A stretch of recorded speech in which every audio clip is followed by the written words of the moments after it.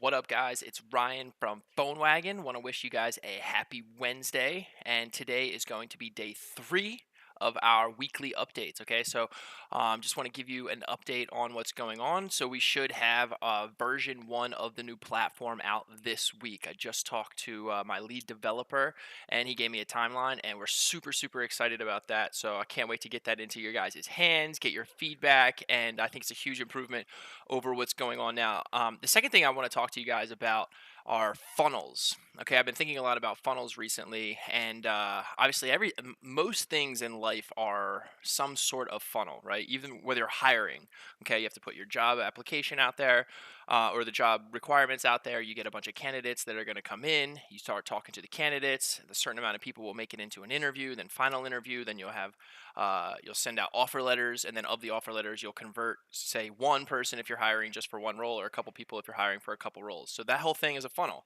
Um, Even to like dating, right? You're going to talk to a lot of people, and you're going to see which ones are good fits. Then you're going to take one out, to dinner or something, and then you're going to convert maybe one, maybe two, depending on what you believe in or whatever. And that's a funnel as well. So the other thing that we want to I've been thinking about recently, as it relates to phone calls, because this is Phone Wagon. By the way, just found a blue bottle coffee about 3 blocks from the office, and it's also day 3 of Blue Bottle Coffee, so I'm really excited about that.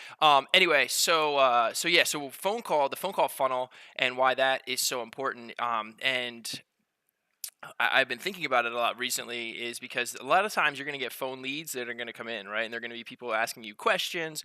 Yeah, you might think that they're tire kickers, but look, they're in your service most of the time. They're in your service area. They're looking for a service that you provide. They're the decision maker. They're calling you up and they're on the phone and they're asking buying questions. That's a pretty good lead. It's kind of up to you to sort of build the value, sell yourself, sell your services, tell them why it makes sense. Even if you aren't the cheapest solution out there, tell them why you're not the cheapest solution and why they probably want to pay up, right? There could be a bunch of other guys doing the same thing, but look, they're not licensed, they're not bonded, they're not insured. If you're in a building, the building might not even let them come in because there's too much risk if they don't have the proper insurance and things like that. So there are ways to convert those tire kickers into paying customers. It just depends on the conversation that you have and the value that you build in that conversation. But back to funnels, and that's going to help you actually improve certain metrics inside of your funnel, because you're going to have your leads at the very top of the funnel.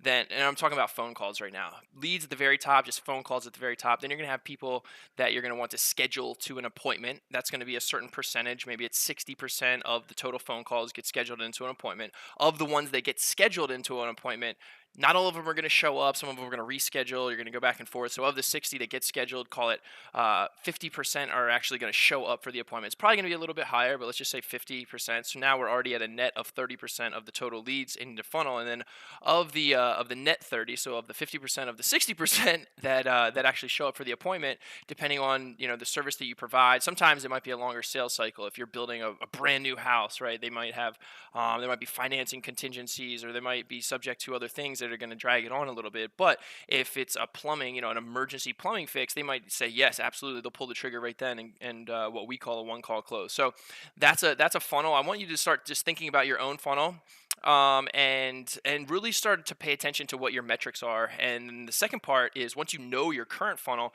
it's going to be to optimize the different places in that funnel.